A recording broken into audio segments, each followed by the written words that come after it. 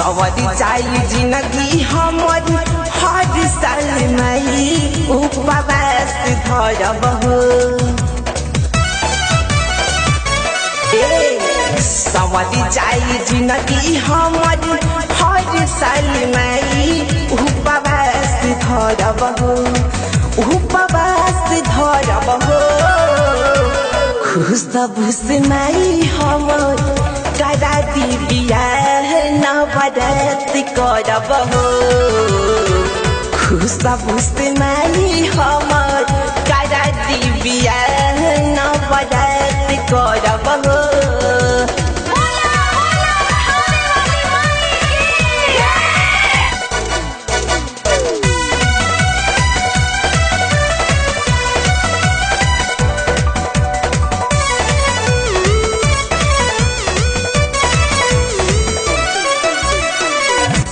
तनाल दुर्गा माई रउआ के बताई, ओकरे चक्कर में छोड़ देनी हम पढ़ाई।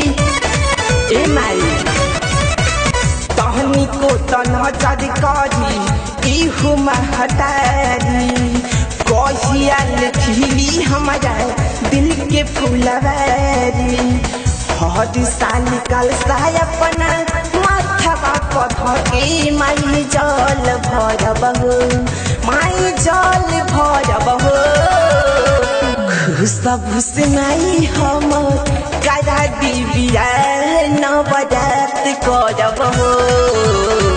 खुश खुश माई हमर करा दी बियाह नवरात करब हो, नवरात करब हो, नवरात करब हो।